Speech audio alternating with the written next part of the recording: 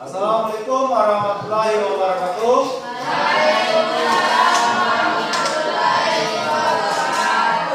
Oke, selamat siang anak-anak. Siang. Oke, bertemu kembali dengan Bapak di pelajaran mata pelajaran PPKN ya. Apa kabar kalian? Baik. Alhamdulillah ya, kalau baik, sehat. Ya oke, untuk memulai pembelajaran hari ini ada baiknya kita berdoa dulu terlebih dahulu anak. Silakan Pak Minta Nizakon pimpin doa. Silakan di tempat duduknya saja. Untuk memulai pelajaran hari ini, doa mulai.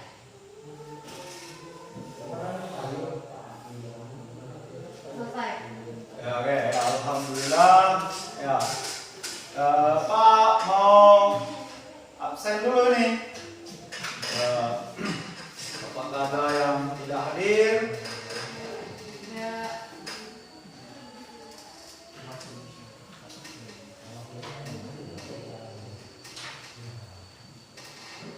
Oke, Aisyah. Hadir. Ya, Koko.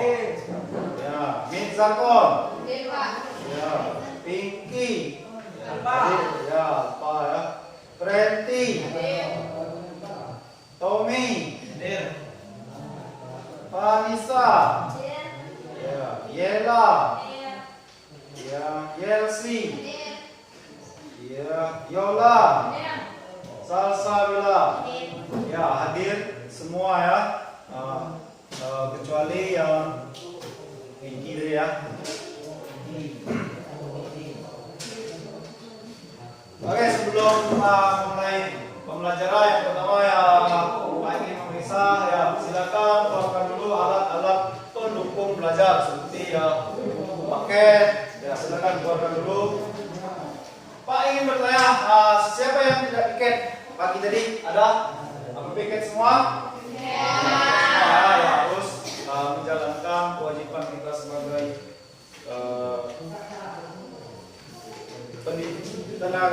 sebagai siswa ya harus menjalankan kewajiban yang piket setiap pagi untuk menjaga kebersihan di ruang kelas kita anak ya. Oke, di sini kita akan belajar PPKN tentang kasus pelanggaran HAM dan kasus pengingkaran kewajiban. Tapi sebelum memasuki pembelajaran di sini untuk menumbuhkan rasa nasionalisme terhadap kita sebagai warga negara, kita nyanyi lagu wajib dulu. Silakan pada Mizakon pimpin di sini. Yang lain silakan berdiri. Lagu pada berdiri. Ya, yang lain berdiri. Silakan berdiri. Diri ya sih.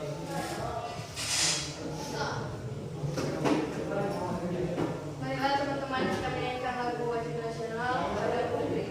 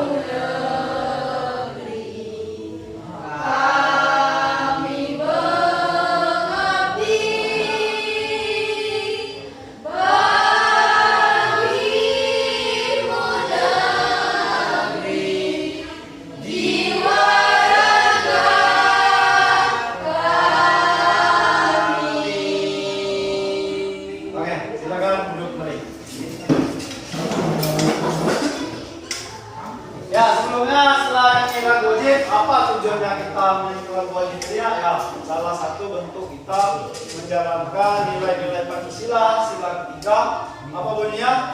Sila Indonesia, yaitu ya kita menumbuhkan rasa nasional ya. Mengenai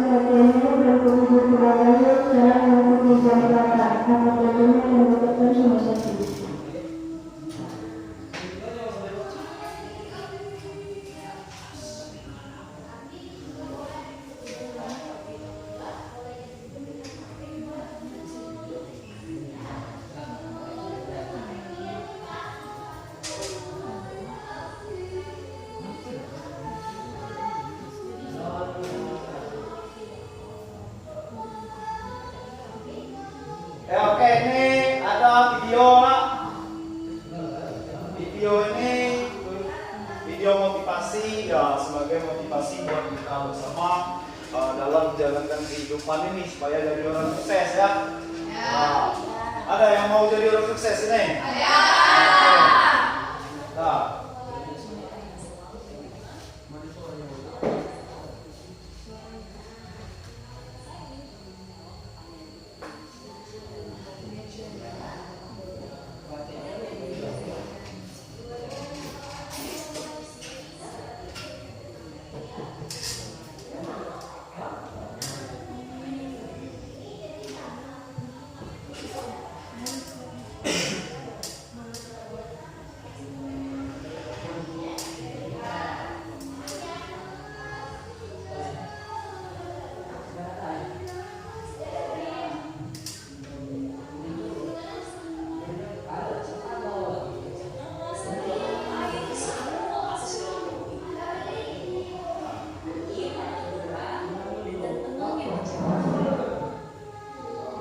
Oke ya, perhatian, silakan ditonton.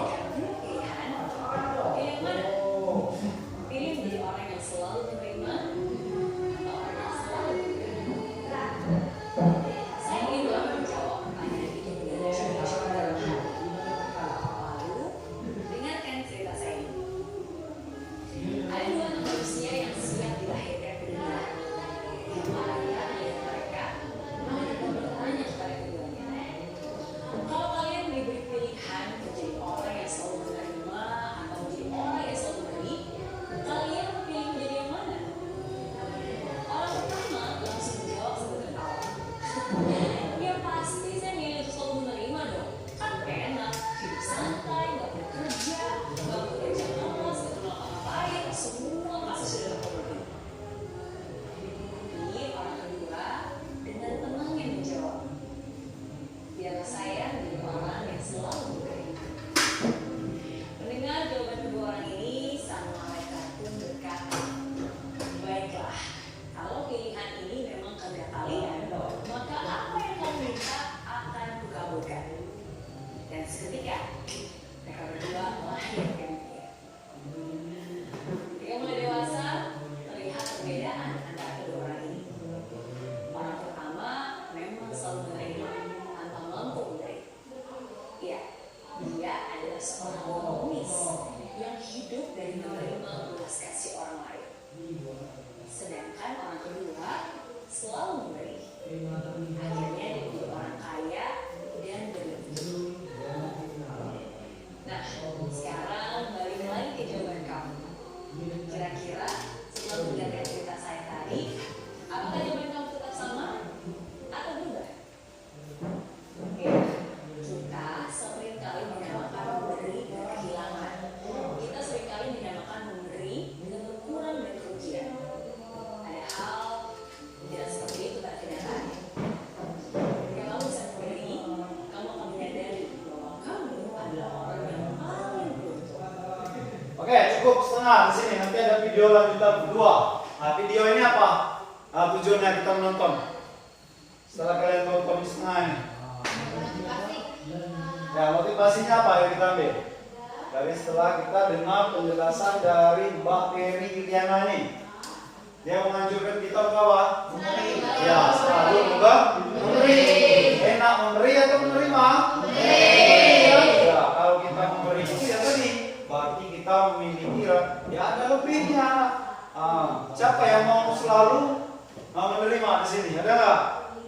Ya jangan ya, tanamkan di dalam hati kita itu untuk mempunyai sikap selalu memberi. Silakan, memberi itu tidak butuh harta saja ya, tidak materi, tapi juga bisa non materi ya. Oke, ya ini ada yang kedua videonya. Ya. Nah, ini. Saya ingin mengklarifikasi suatu pola pikir yang mungkin kebanyakan di antara kita keliru. Ada begitu banyak orang yang merasa bahwa jika Anda mengikuti kegagalan dan tidak berusaha, berarti Anda tidak gagal. Ini menurut saya adalah pola pikir yang kurang tepat. Dulu saya berpikir berpikir bahwa jika saya takut gagal dan saya tidak berusaha, berarti saya tidak gagal.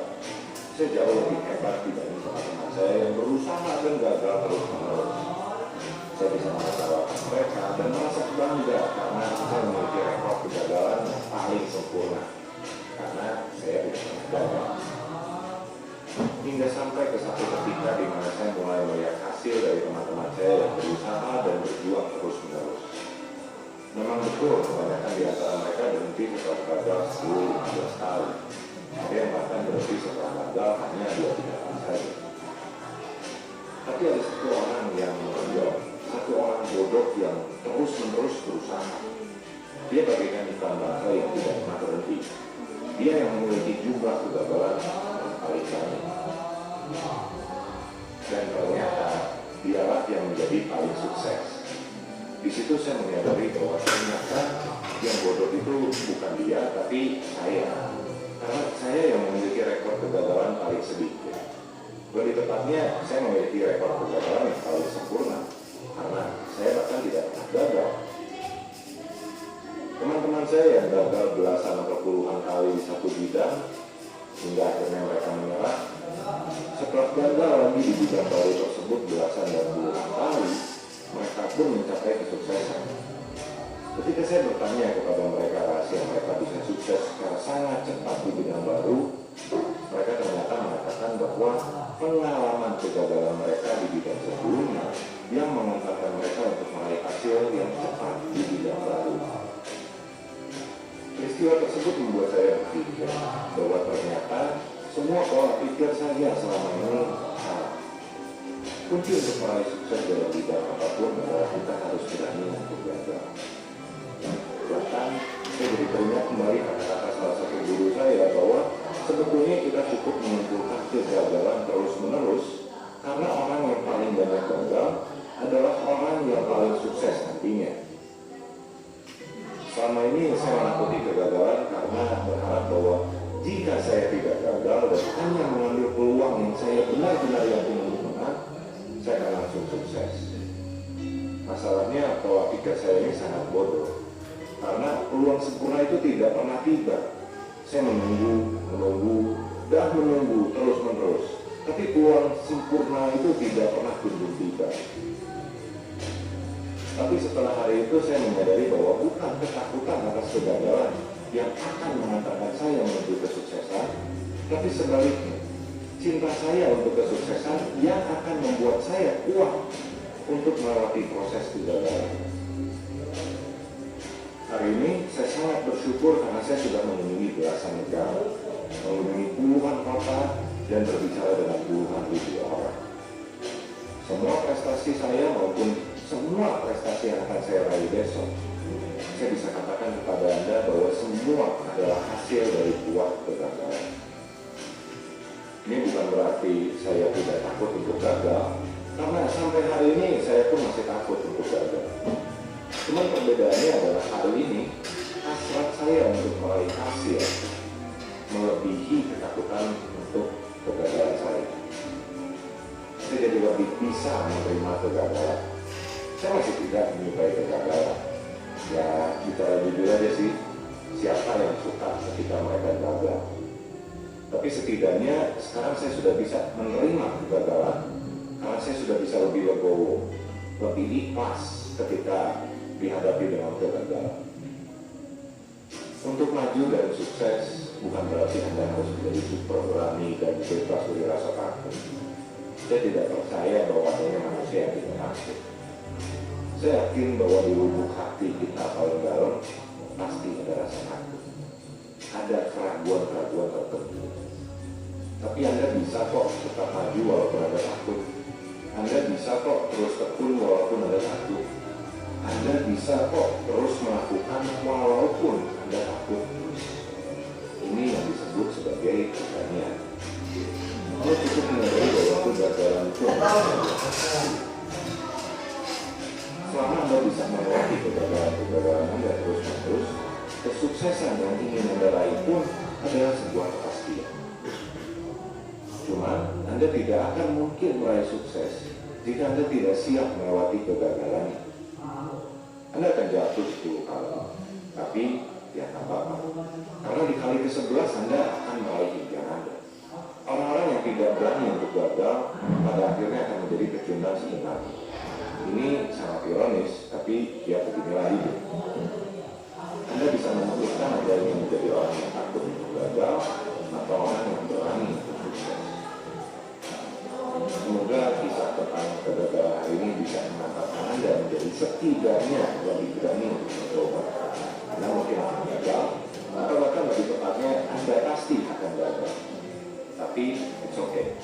Setidaknya Anda telah berani untuk mencoba.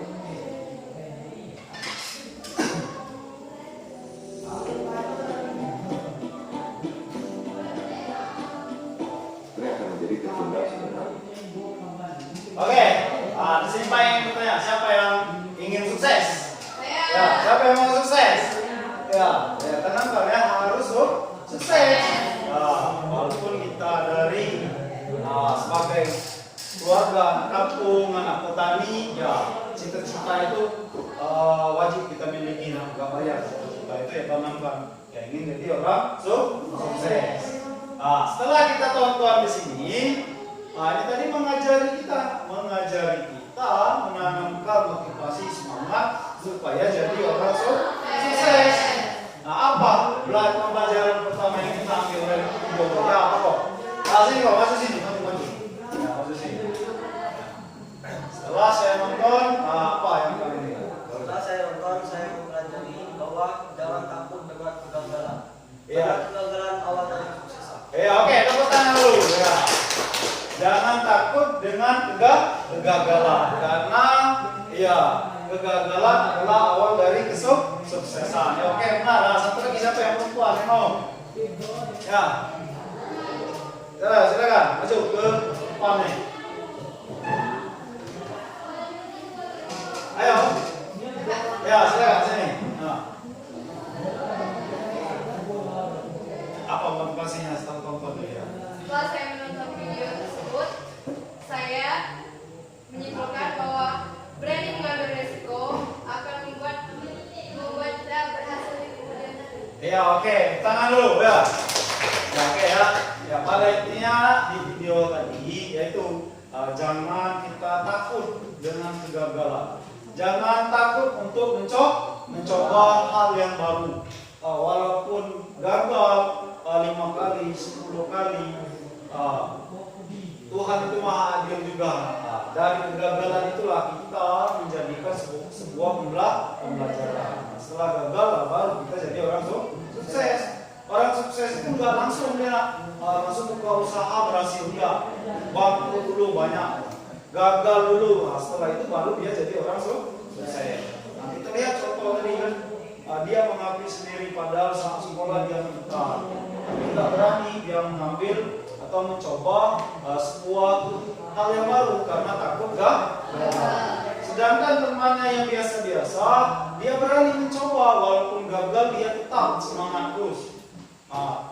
Walaupun gagal dia tidak patah arang, terus semangat. Akhirnya kan dia yang lebih duluan menjadi orang yang sukses. Ya seperti itulah tanamkan di dalam diri kita masing-masing. Tanyakan lagi, walaupun kita anak kampung, anak desa, ya tanamkan semangat ke depan supaya jadi orang yang sukses ya. Oke, ini video singkat sebagai motivasi di dalam diri kita masing-masing. Untuk itulah silakan kalian buka buku materinya.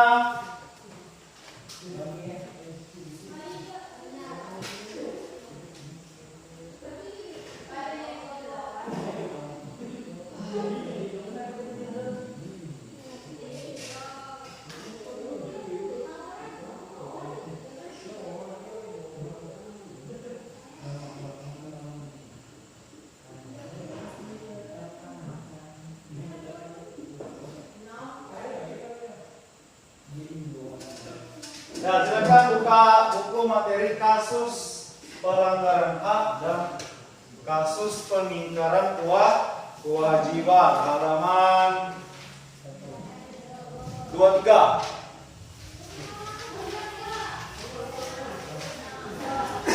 Sudah? Sudah ya? Ya, tapi ya sebelum kita masuk pembelajaran supaya tidak ngantuk, kita explain dulu karena ini jadwal jam siang. Silakan berdiri. Berdiri, kursi dijauhkan sedikit. Ya. Nah ya.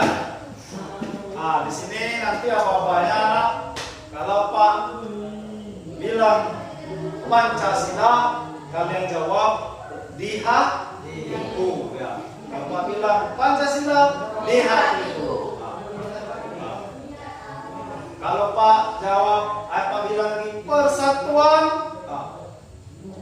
Kalau Pak bilang persatuan, siap menerima perbedaan.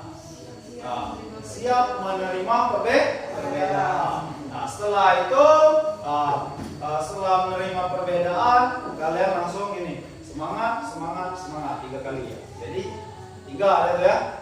Pancasila, di hatiku. Persatuan, siap menerima perbedaan. Setelah langsung menerima perbedaan, langsung semangat, semangat, semangat. Oke, kita coba sekali ya. Oke. Ya, oke, angkat tangan dulu supaya ngantuk. Ya, dikendorkan dulu. Suara-suara yuk. Ya, oke. Ya, siap ya. Pancasila, di hatiku.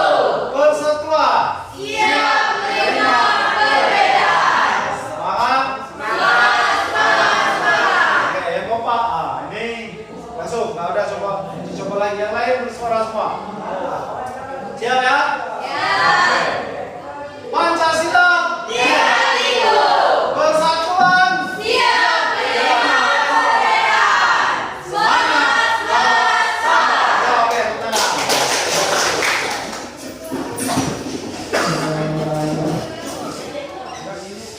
Ya, oke ya. Di sini kita akan pelajari kasus pelanggaran hak dan pengingkaran kewajiban warga negara.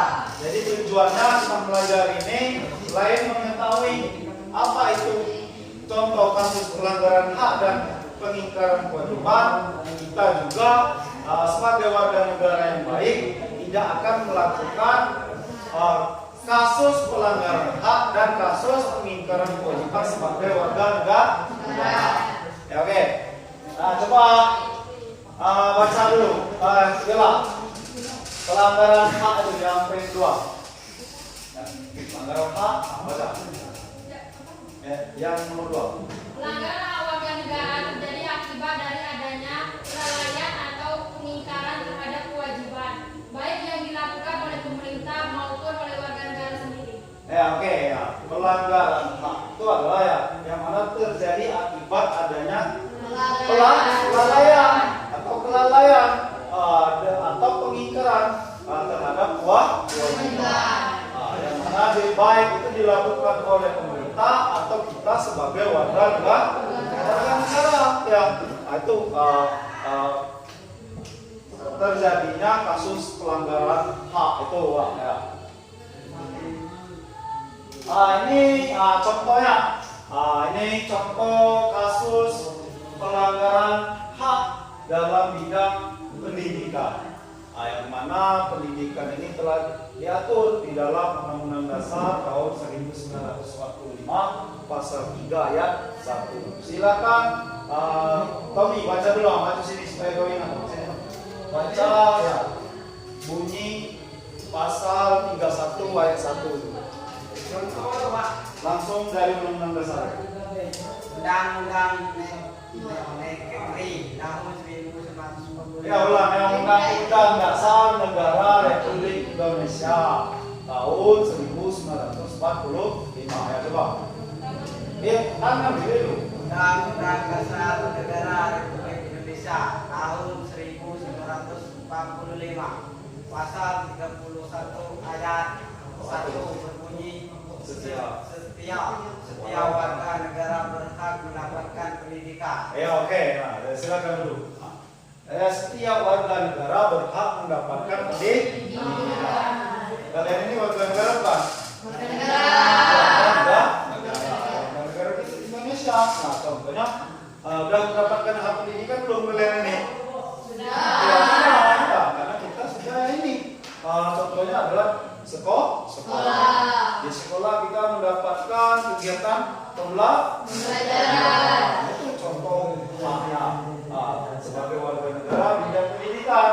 Nah ini kasusnya yang kita pelajari ini. Nah ini contoh kasus bidang pendidikan. Contohnya itu banyak anak-anak yang putus sekolah karena biaya ekonomi pendidikan. Nah itu gambar tentang apa? Aisyah. Gambar yang menceritakan apa itu? Sekolah karena biaya pendidikan. Iya betul sekolah. Terus siapa yang mau jawab lagi tentang gambar apa? Menceritakan apa? Ada yang mau menjelaskan? Oh itu Pak gambar itu seperti ini. Nah, silakan Bob. Gambar tersebut menceritakan seorang anak yang mengumpulkan sampah botol plastik. Ya, dan dikelilingi oleh anak-anak yang memakai seragam sekolah. Berarti kan ada terjadi kasus pelanggaran hak terhadap anak, yang mana ada anak tidak sekolah dan ada anak yang sekolah. Padahal sudah jelas menurut konstitusi atau hukum negara kita Undang-Undang Dasar Negara Republik Indonesia tahun 1945, setiap warga negara berhak mendapatkan pendidikan. Tapi kan masih terjadi kesalahan tadi nak, baik sebagai pemerintah dan sebagai warga negara ini tadi. Apakah itu pemerintah tidak memperhatikan ada anak yang tidak sekolah, ataupun yang anak ini tadi disuruh oleh keluarganya untuk mencari uang. Itu kan mencari uang, mengumpulkan sampah. Nah ini contoh pelanggaran haknya ya di lingkungan sekolah. Nah ini pelanggaran bidang hukum. Nah, bidang hukum terjadinya kasus salah tangkap atau hukum tumpul ke atas tajam ke bawah. Apa maksudnya hukum tumpul ke atas tajam ke bawah? Ada yang mau jawab? Bagaimana maksudnya itu? Hukum tumpul ke atas tajam ke bawah. Maksudnya bagaimana? Ya maksudnya di sini ya hukum di negara kita Indonesia ini ya tajamnya ke orang yang miskin, sedangkan ke orang yang kaya hukumnya ya tidak sebanding apa yang dilakukan kesalahannya. Contohnya ya lihat saja orang korupsi itu kan, korupsi ratusan miliar, penjaranya 6 tahun ya. Nah ini ada kasus nenek ditangkap karena mencuri singkong, karena kelaparan, ditangkap di proses sidang. Ya memang negara kita negara hukum, walaupun nenek kalau dia mencuri dan juga diadukan yang punya tanah, ya bisa itu diproses hukum. Ya tapi nggak sebanding kan dengan orang kaya tadi. Nah seorang nenek dihukum sampai 6 bulan, yang nggak sebanding. Padahal hanya singkong dan juga lapar itu. Kalau terjadi kasus salah tangkap, ya misalkan seseorang ini tidak bersalah, tapi kepolisian ini menangkap yang tidak bersalah, itu berarti terjadi kasus salah tangkap. Berarti ya kasus pelanggaran hak itu orang yang tidak bersalah tapi ditangkap ya itu ya. Kalau itu ya gambar tentang apa itu? Sidangan. Ya tentang orang persidangan ya. Nah ini pelanggaran yang ketiga hak dalam bidang politik. Nah di dalam bidang politik ini ya, apa itu coba baca, siapa yang mau baca? Ya sih baca ya sih. Contohnya itu. Contoh, tidak mendapatkan hak politik untuk dipilih dan memilih pada pemilu. Ya, maksudnya tidak mendapatkan hak politik untuk dipilih dan memilih dalam pada pemilu. Misalkan desa Lubuk Tapi ada 5 orang yang tidak boleh mencoblos pemilihan kepala desa karena dilarang oleh seseorang. Nah, itu nggak boleh, hak kita untuk mencoblos dalam pemilu pilkades tadi. Nggak boleh ada yang melarang, ataupun kalian ingin calon kades silakan, itu adalah hak kita sebagai warga negara. Nah, kalau tidak diperbolehkan, nah itu berarti terjadi kasus pelanggaran HAM ya. Terus ini pelanggaran dalam bidang sosial. Bidang sosial contohnya apa? Masih tingginya kemiskinan dan pengangguran. Nah, itu gambar pertama. Ini siapa yang mau jawab? Ya, nanti dulu sampai pokok. Siapa yang mau jawab gambar pertama ini? Ya, yalah apa yalah? Ya apa ya terkeras suaranya? Ya kan berani mencoba tadi kan ya apa? Buang sampah. Terus apa lagi? Ya apa kok? Sampah berserakan di mana-mana. Sampah berserakan di mana-mana. Kok apa kok? Rumah yang penuh sampah dan anak yang untuk jualan kue. Ya, ya. Tempat tinggal dikelilingi sampah dan tempat tinggal yang tidak layak. Berarti itu menggambarkan miskin apa kaya? Miskin. Berarti ya pelanggaran kalau miskin ini. Nah, karena setiap orang itu ada haknya untuk mendapatkan kehidupan yang layak, mendapatkan pekerjaan yang layak, dan juga upah yang layak. Nah, sedangkan kasus ini orang yang tinggal di pemukiman tempat umum, banyak sampah, terus tempat tinggal yang tidak layak, berarti ini adalah salah satu contoh kasus pelanggaran hak ya. Ini contohnya. Ini ya. Adapun kasus pelanggaran tadi contoh sederhananya. Nah, ini yang lebih luas Pak contohkan ini.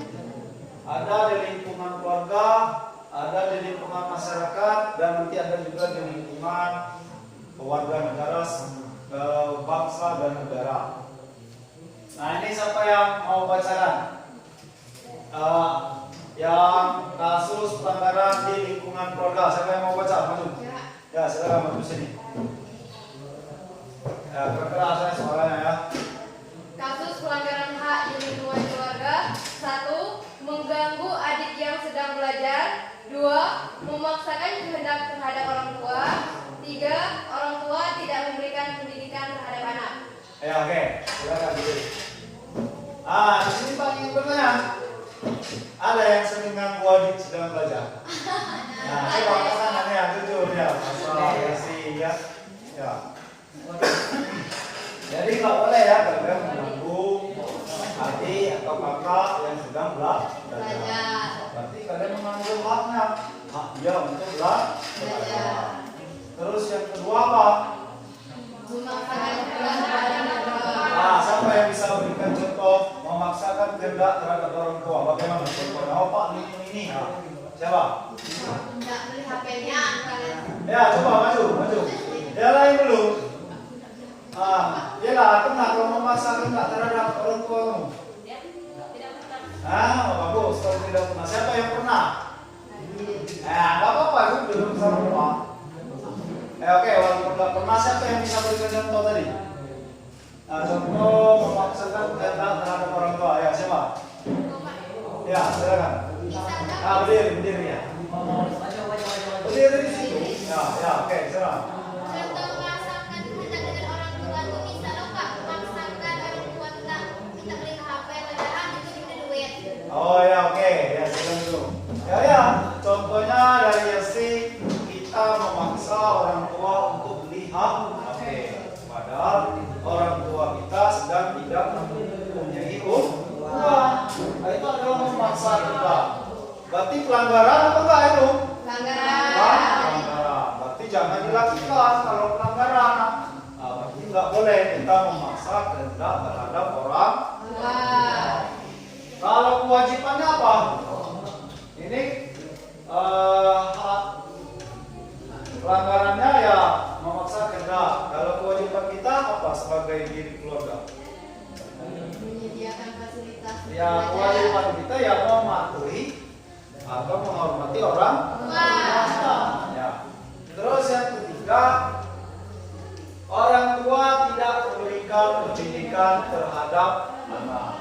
Kalian diberikan pendidikan nggak? Berikan ya.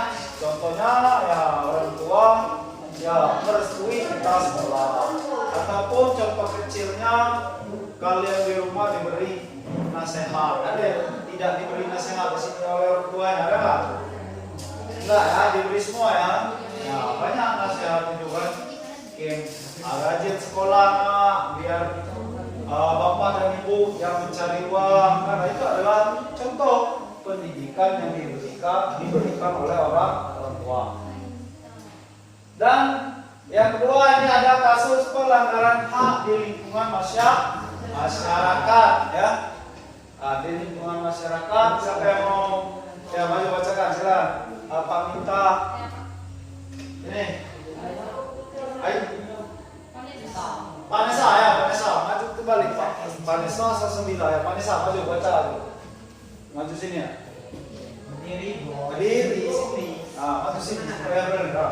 Jangan diam-diam saja ya. Ya, baca keras. Adapun kasus pelanggaran hak di lingkungan masyarakat. 1. Tingkat kemiskinan masih tinggi. 2. Maraknya kriminalitas. 3. Supremasi hukum belum ditegakkan secara adil. Ya, oke. Ya, silakan duduk kembali ya. Ya, ini kasus pelanggaran hak di lingkungan masyarakat. Yang pertama, ya contohnya tadi tingkat kemiskinan yang masih tinggi. Contoh yang kita gambar lihat tadi kan, itu masih banyak orang yang miskin. Bagi kalau miskin hidupnya itu belum sejahtera ya. Kalau miskin. Nah itu contohnya. Terus selain tingkat kemiskinan masih tinggi, masih banyaknya pengangguran. Masih banyaknya pengangguran. Berarti itu tadi PS dari pemerintah. Bagaimana menciptakan lapangan yang luas dan juga upah yang layak. Itu. Terus yang kedua, maraknya kriminalitas. Apa contoh kriminal? Ada nggak terjadi di desa kalian terjadi kriminal? Ya, kriminal itu ya semua tindakan kejahatan. Ada Aisyah, pernah kau lihat? Coba maju dulu sini Aisyah. Penitkan tuh. Cepat Aisyah. Ya, contoh maraknya kriminalitas di desa saya Pak, terjadi curian atau bagaimana? Coba. Ya, contoh kasus pelanggaran hak. Desa kami seperti kemalingan. Ya, kemalingan apa ya? Ayam. Ya, oke, kemalingan hewan yaitu ayam. Ya, oke, silakan dulu ya. Ya itu adalah contohnya kriminalitas, berarti sesuatu terjadi kejahatan itu bisa pencurian, bisa itu kekerasan ya. Contohnya kriminalitas di lingkungan keluarga atau pembunuhan. Nah itu kasusnya berat, menghilangkan nyawa orang. Padahal itu hak setiap orang untuk hidup ya. Nah terus yang di sini supremasi hukum belum ditegakkan secara adil. Ya maksudnya bagaimana ini? Hukum belum ditegakkan secara adil. Maksudnya bagaimana? Apa Tom? Enko? Seperti hukum tadi Pak. Ya hukum belum ditegakkan secara adil. Ya. Nah contohnya ya tadi hukum itu masih berat sebelah. Ya atau ya tajam ke bawah, tumpul ke atas. Ya itu contohnya. Berarti ya hukum itu belum ditegakkan secara adil. Itu adalah kasus pelanggaran. Terus di sini kasus pelanggaran hak di lingkungan bangsa. Yang pertama, ya membungkam kebebasan berpendapat. Terus kedua, pembatasan berkumpul. Ketiga, anak masih banyak putus sekolah. Yang keempat, eksploitasi terhadap anak. Nah, di sini maksudnya namanya kasus pelanggaran kebebasan berpendapat ini ya, contohnya seperti ini ya. Dilarang kita itu seperti bertanya, itu sederhananya. Mengkritik, nggak boleh, itu dilarang oleh pemerintah. Itu adalah pelanggaran. Terus yang kedua, kita berkumpul atau penyaluran aspirasi. Seperti contoh, pemerintah melarang kita melakukan aksi demo secara damai dengan alasan mengganggu keamanan. Itu nggak boleh. Itu adalah hak kita dalam menyampaikan aspirasi. Atau contoh kecil, hak kita menyampaikan aspirasi kepada anggota Dewan Perwakilan Rakyat. DPR melarang, nggak boleh, berarti itu terjadi kasus pelanggaran. Oke, pada sini ada yang ingin bertanya tentang materi kasus pelanggaran hak ya dan kewajiban, ya silakan. Ya, berdiri ya, coba maju sini ya. Berdiri di sana aja, berdiri, ya silakan. Bertanya, Pak, bagaimana cara supaya pelanggaran HAM tidak terjadi? Iya, oke.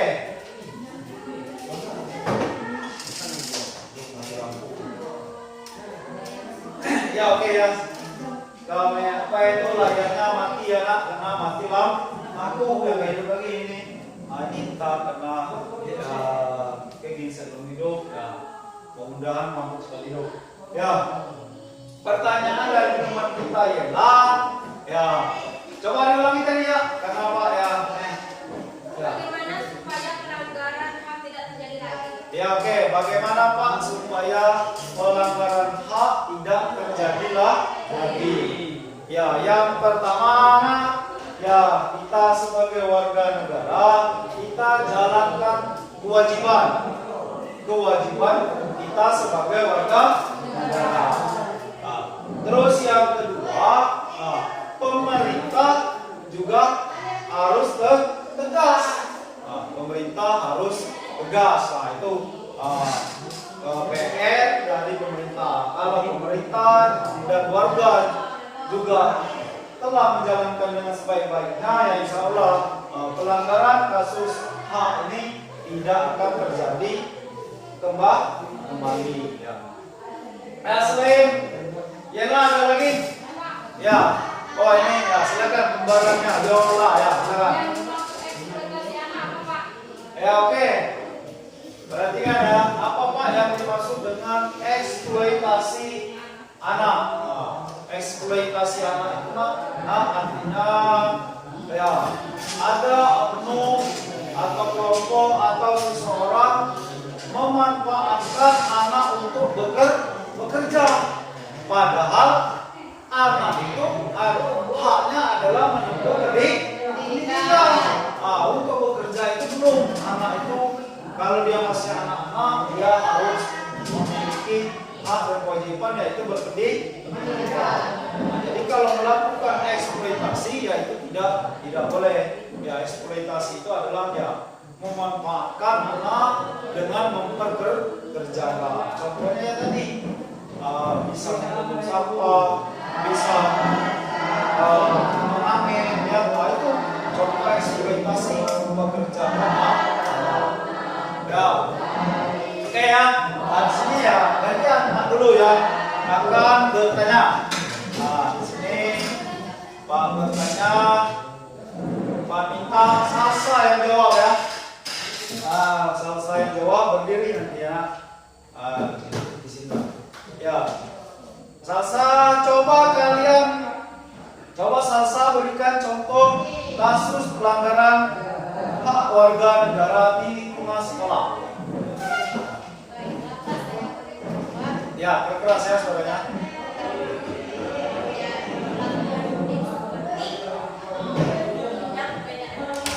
Ya, oke. Ya,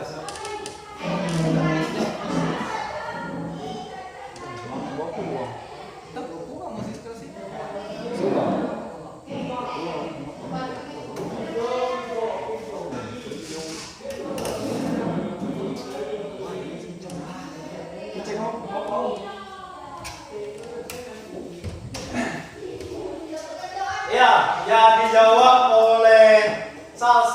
ya. Oke, bagus. Saya tepuk tangan dulu untuk saya ya. Ya, contohnya ya pelanggaran hak di sekolah yang mengganggu teman atau melakukan aksi membuli. Nah, itu tidak boleh.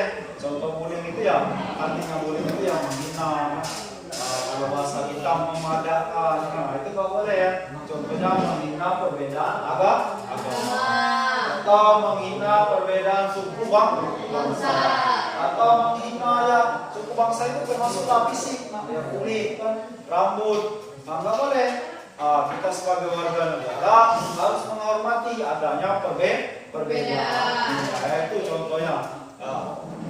Oke, batas ini ya yang kedua, Pak minta ya Aisyah berikan contoh pengingkaran kewajiban warga negara.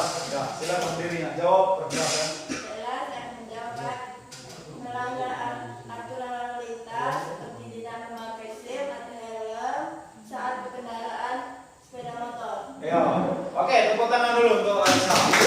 Ya, contohnya ya kita kasus tipenya melanggar peraturan lalu lintas dengan ya, seperti berkendara tidak memakai helm dan tidak adanya surat kelengkapan yaitu SIM, surat izin mengemudi. Ya, itu contoh pelanggarannya ya.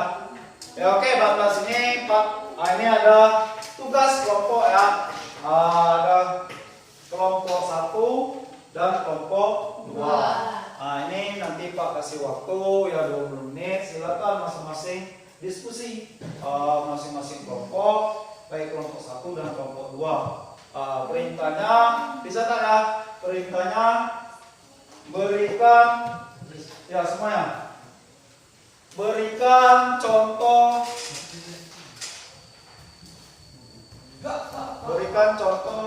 kasus pelanggaran hak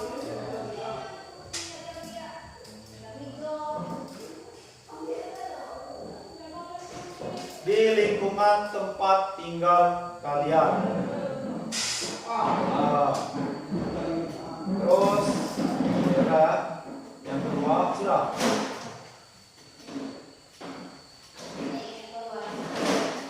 Nah, itu sebanyak 2 contoh. Sebanyak 2 contoh dibuat nanti ya. Kasus pelanggaran hak. Yang kedua, berikan contoh kasus pengingkaran kewajiban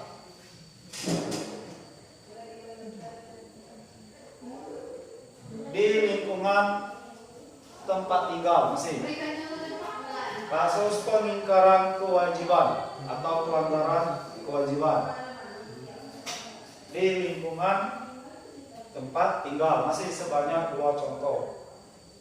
Nah, silakan diskusikan, nanti presentasikan masing-masing kelompok. Silakan diskusi waktu Pak berikan.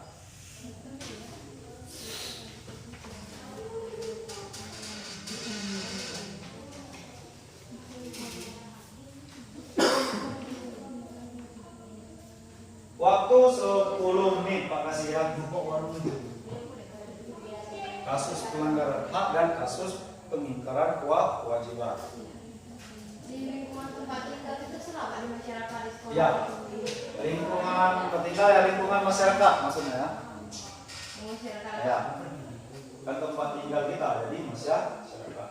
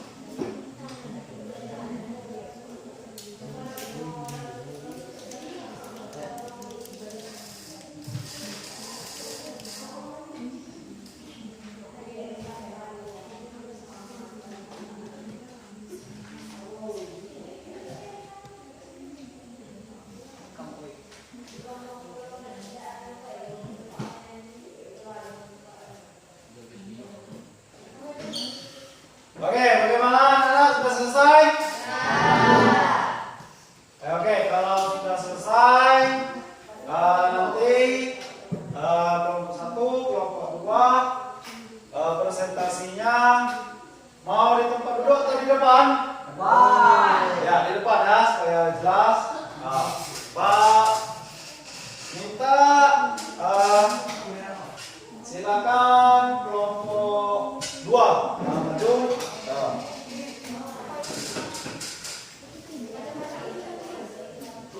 Ya, dibuka dulu Pak. Setelah dibuka nanti kemudian Pak.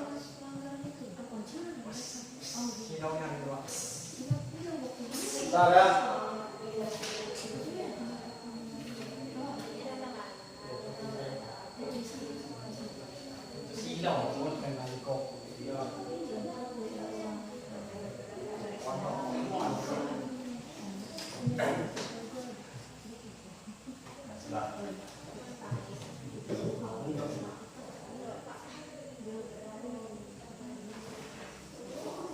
Ya, silakan kelompok 2. Nanti kelompok 1 berikan satu pertanyaan ya tentang ya kasus itu dan berikan kelompok 2 langsung menjawabnya. Silakan dibuka. Assalamualaikum warahmatullahi wabarakatuh. Waalaikumsalam warahmatullahi wabarakatuh. Ya, saya di sini sebagai moderator Bapak Duro dan saya Tri Soeharto. Dan saya Yela Margarita Cantika. Dan saya Nisa Putri sebagai penyampai materi. Oke, materi yang akan dibacakan oleh Yelsi. 1. Berikan contoh kasus pelanggaran hak di lingkungan tempat tinggal saya. Contoh, mencuri sepeda motor karena tidak adanya ronda malam. 2. Tawuran antar pelajar. 2. Berikan contoh pengingkaran kewajiban di tempat tinggal lingkungan Anda. 2. Contohnya merusak fasilitas negara atau fasilitas umum. 2. Membuang sampah sembarangan di tempat umum. Ya. Oke ya. Ada kelompok 1 yang ini ya, silakan tanya. Sebutkan nama, berdiri ya. Baiklah, yang ingin bertanya kamu silakan. Ya. Baiklah. Bicara nak. Saya dari kelompok 1 ingin bertanya kepada Bapak. Jelaskan perbedaan antara hak dan kewajiban dan dirinya salah satu contohnya. Ya. Apa itu hak? Ya, apa itu kewajiban? Di mana tadi juga contohnya? Ya, berikan contoh hak dan kewajibannya. Apa contoh hak dan apa contoh kewajiban? Ya, silakan berikan contohnya. Berikan contoh hak ya hak kita sebagai warga negara dan juga kewajiban sebagai warga negara. Ya, silakan.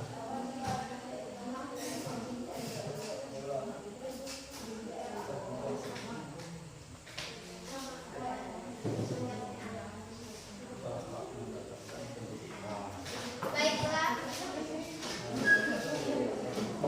Ya, silakan langsung jawab. Baiklah, saya akan menjawab pertanyaan dari Sasa.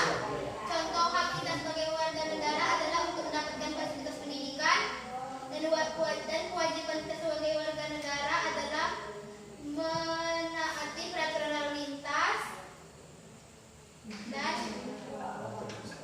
dan peraturan sekolah dan menjaga fasilitas umum atau sarana umum. Ya, oke, baru ya, pertama dulu ya. Ya, itu silakan dulu.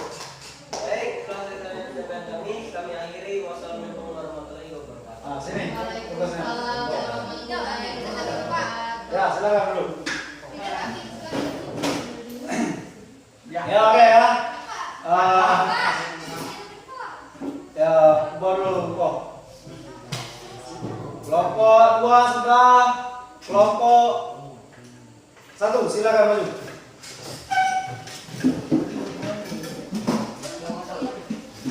Silakan. Ya, dibuka dulu. Setelah itu ya presentasikan. No.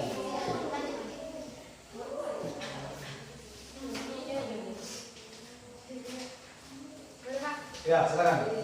Assalamualaikum warahmatullahi wabarakatuh. Waalaikumsalam warahmatullahi wabarakatuh.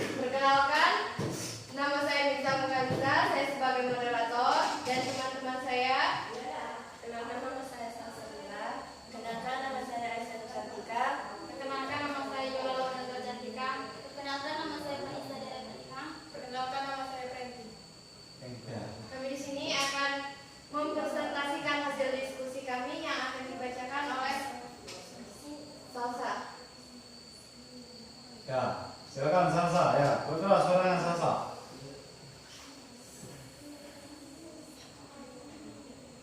Satu, berikan contoh kasus pelanggaran hak di tempat lingkungan Anda. Contohnya, pencurian sepeda motor, tingkat kemiskinan masih tinggi, maraknya kriminalitas di lingkungan masyarakat. Dua, berikan contoh kasus pelanggaran hak di tempat lingkungan. Satu, tidak mengikuti kerja bakti. Dua, absen ronda malam. Ya, oke. Silakan buka pertanyaan. Untuk kelompok yang ingin bertanya, kami persilakan. Baiklah, saya ingin bertanya, bagaimana cara menanggulangi agar tidak terjadi lagi pelanggaran HAM? Ya, sekali lagi ya. Ya, oke, silakan dijawab. Ya, bagaimana supaya tidak terjadinya pelanggaran HAM? Ya.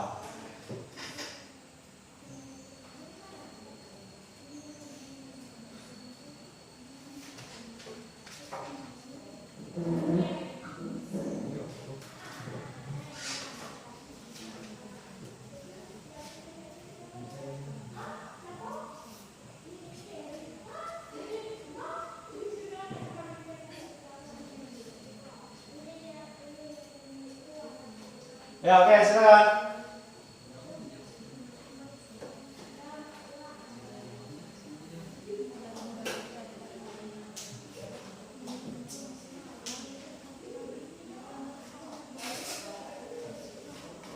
Ya, silakan jawab, bisa. Enggak apa-apa. Ininya jawab. Baiklah, saya akan menjawab pertanyaan dari Yelsi Saputri. Satu, mematuhi peraturan lalu lintas, mematuhi peraturan yang ada di sekolah, mematuhi peraturan-peraturan di masyarakat. Ya, oke. Nah, ya, silakan tepuk tangan dulu untuk kelompok. Ya, silakan. Coba ditutup.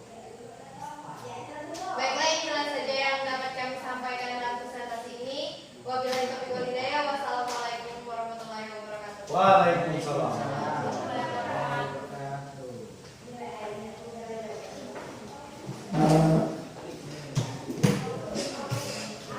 Oke, baiklah. Ya, Pak, akan yang tambahin atau ya.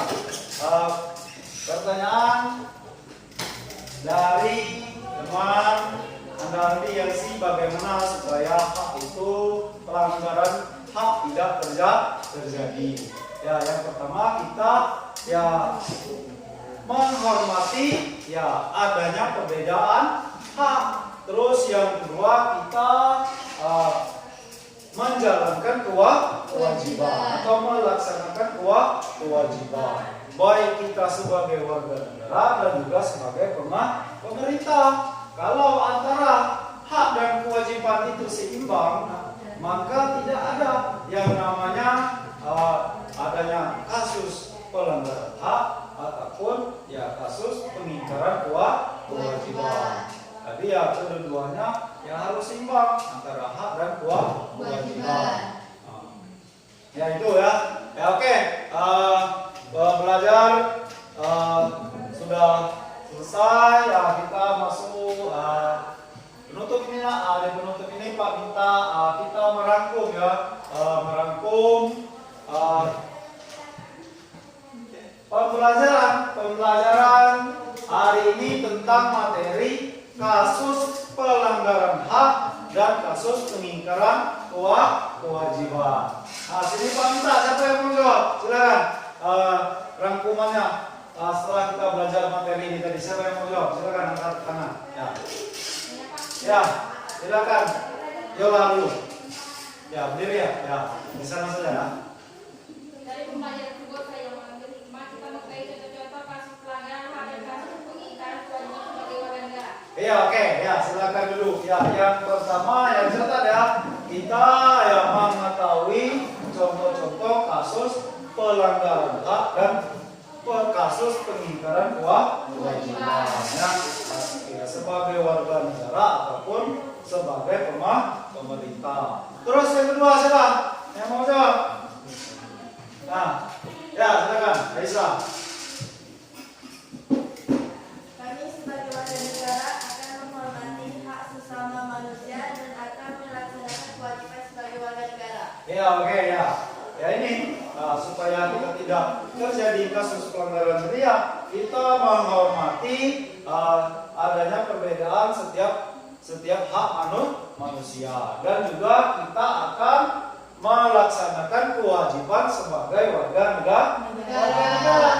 Ya itulah tujuan atau rangkuman kita belajar hari ini, yang mana setelah belajar ini kita laksanakan di kehidupan kita sehari-hari sebagai warga negara, baik di rumah, di sekolah, ataupun di lingkungan masyarakat.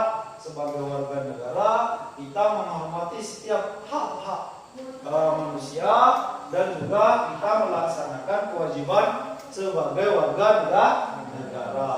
Ya, oke ya, itu saja yang pembelajarannya. Nah, di sini Pak ada evaluasi atau pertanyaan ya, atau kuis. Nanti kalian jawab. Ini mana ya? Ntar.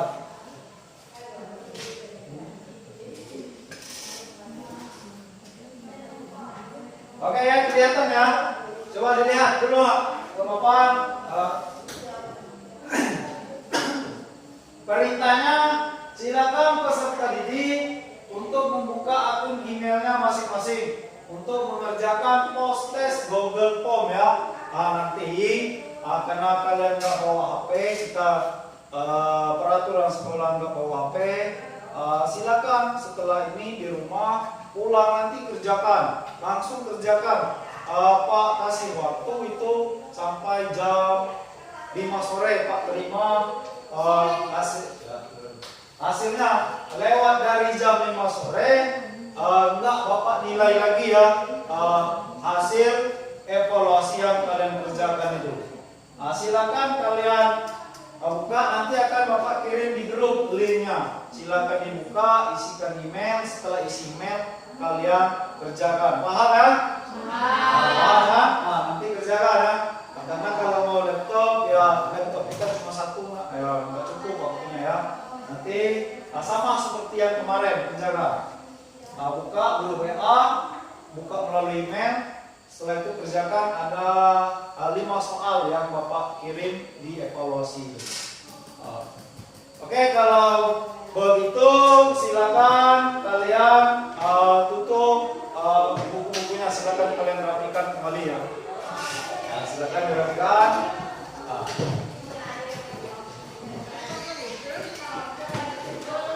Ya, setelah itu kita tutup dulu dengan doa akhir pembelajaran ya. Silakan di sini Pak minta Koko pimpin doanya. Mengakhiri pembelajaran. Baiklah teman-teman, untuk mengakhiri pelajaran pada hari ini berdoa pula. Doa susah. Oke, ya alhamdulillah